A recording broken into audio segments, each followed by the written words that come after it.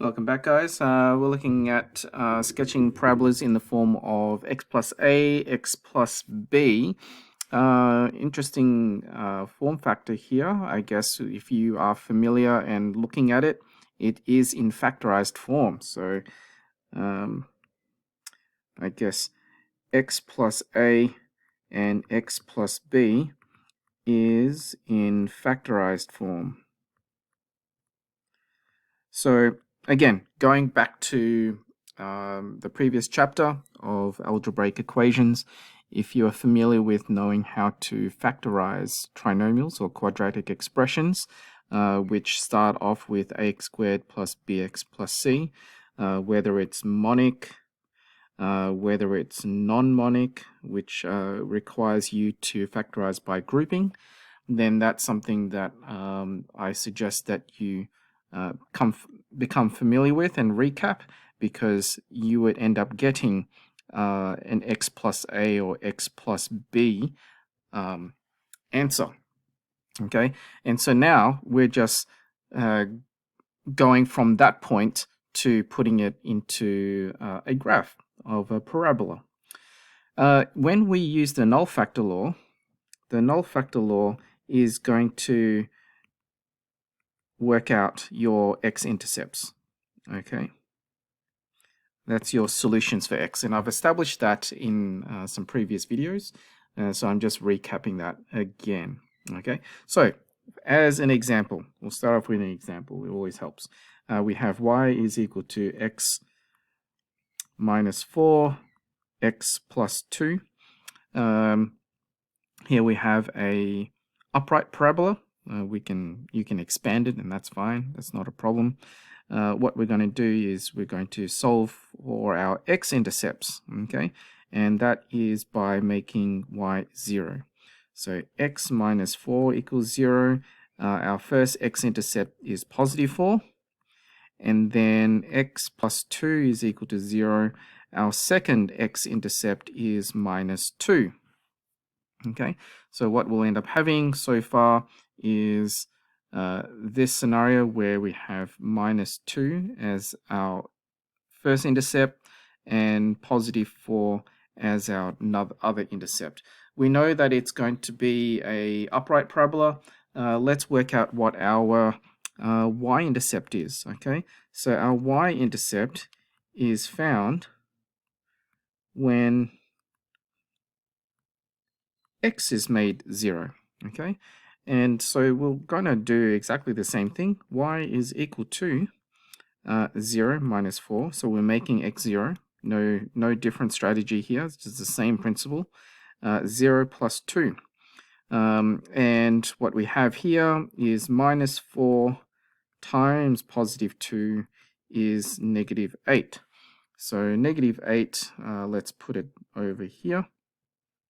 And we have our graph that we could say that it's looking like this so far. We've got 3 points here, but we really don't know where our turning point is. So I'm going to backtrack a little bit because we want that piece of information first. Okay, so our turning point, if we think about it, is going to be in the middle of our x-intercepts. It only makes sense. So how do we work that out really simply from our, I guess, values that we have so far? Well, so our axis of symmetry, remember our middle point, the halfway mark of all of this, is going to be the middle point of these two x-intercepts. So to work that out, you can just add the two values together, which is 2, and halve it to get the middle, which is 1. Okay, so when we could say this is a value of 1, and our axis of symmetry is when x equals 1. Okay, so that means if x equals 1, our turning point is going to be when x equals 1 as well. All right, so what we need to do is substitute that into our equation over here. So I'm going to put this in green. Our and this is when we're working out our turning point.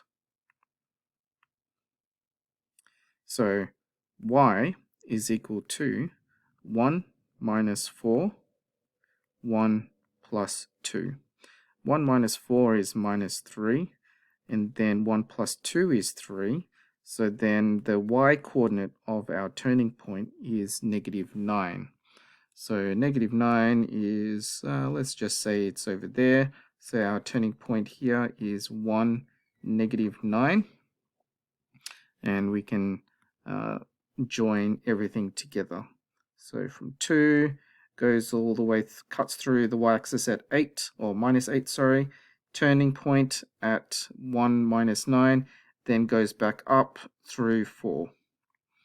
It's not the most symmetrical graph, but it's got all the most important components here.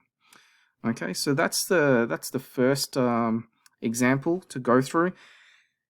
Obviously, I haven't factorized it. It's already been given to me in factorized form. So X-intercepts, Y-intercept, turning point are your key things that we need to work out. Let's do another example. And in this case, we are going to factorize, okay, just to recap. So y is equal to x squared plus 6x plus 8. So here we have a monic expression, and our factorized form, to factorize it, factors of 8 that add up to 6, 4, and 2. So what we have here is x plus 4 and x plus 2 as our factorized form. Okay, then our x-intercepts are going to be, so therefore x-intercepts are solutions for x using the Null Factor Law. X plus 4 equals 0, x equals minus 4. Then x plus 2 equals 0, x equals minus 2. So our two x-intercepts are minus 4 and minus 2. So I'll just put that to the side, change the color, and now we're going to work out our y-intercept. Okay, so our y-intercept is when x is equal to 0. So we'll have 0 plus 4 multiplied by 0 plus 2 is equal to 8. All right. Now, before I actually go further, notice that our original equation here, if we substitute x for 0, x for 0, it cancels out these two terms, leaving the constant 8 as our y-intercept. And it is supported going through the factorized form as well. So those two options, if you whichever you prefer, both come to the same example or same solution, but you just need to understand your y-intercept is found when you make x 0. Okay, so that's the first part. And then the second part, the third part is our turning point.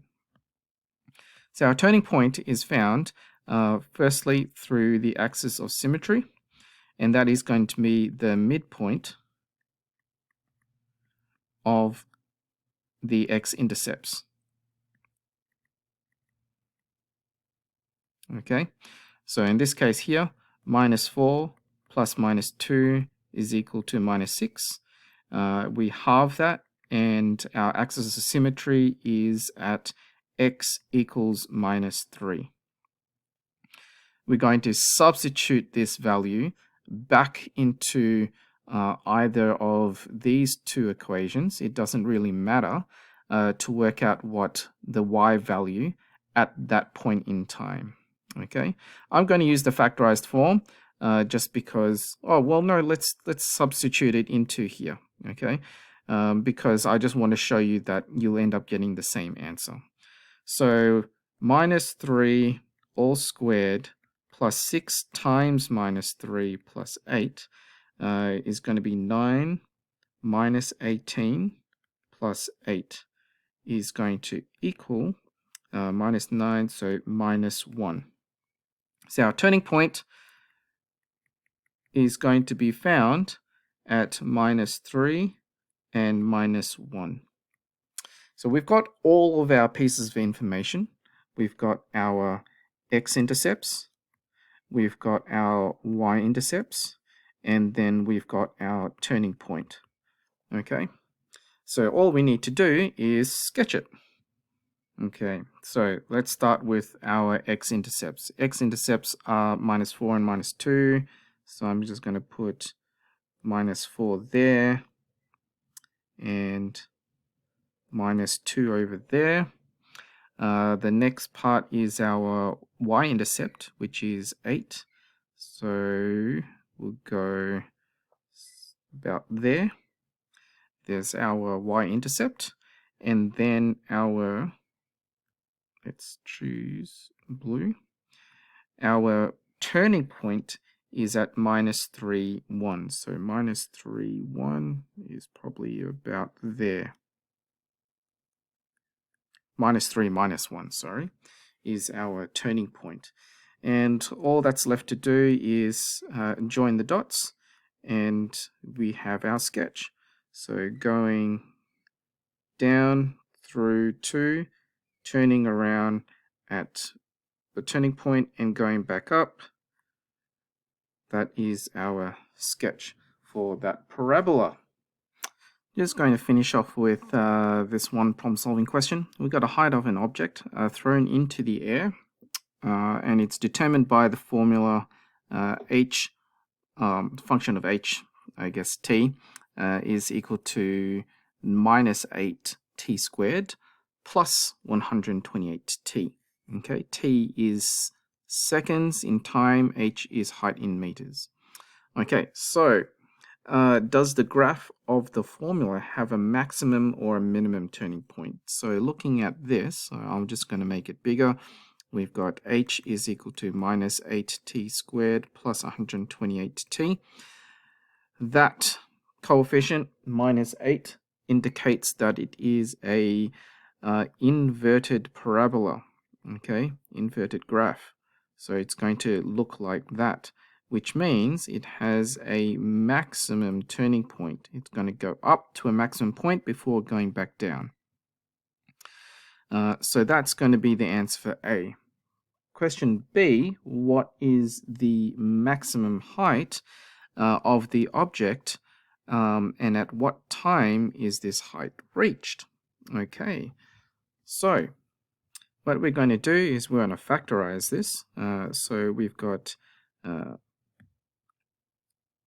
does, this is a good question, does 128, can that be divided by -8? And it can.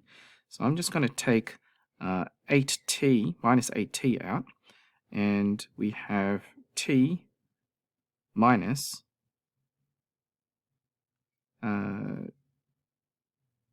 16.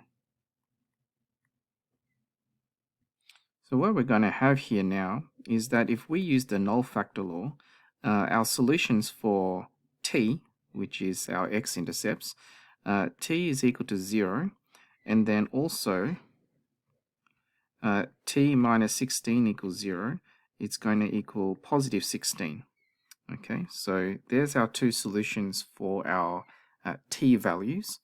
And the next part is then to look at for our other intercept, which is our y-intercept. In this case, it's h.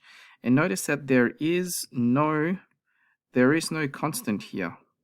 Okay, there is no plus c, and because there's no plus c, the y-intercept is at 0. Okay, it's at the origin. Now, what we need to do is we're actually working out the maximum height, which is, I guess, identifying or relating to our turning point. And the first thing that we do remember is that our turning point is going to be the midpoint of these two values. Okay, so 0 plus 16 divided by 2 is 8. So when t equals 8, and in this case it's in seconds, then we need to work out what that height is, because that is what the question is asking for. Okay, so what is the height at 8 seconds, which is going to be answering our question for part B. So what we can do here is substitute t for 8. So our maximum height is minus 8 times 8 squared plus 128 times 8. So let's put that in our calculator. 64 times 8 is minus 512. 128 times 8 is 1024. So what we have here, the maximum height is 512 meters. So at 8 seconds, the object that's been thrown into the air is 512 meters high before it comes back down. All right. Hopefully that helps you guys. So turning point, you could write down 512 if you wish. This question does not ask you to graph it, so there's no graphing involved in this explanation. Have a good day. Let me know if you've got any questions. Otherwise, see you in the next video.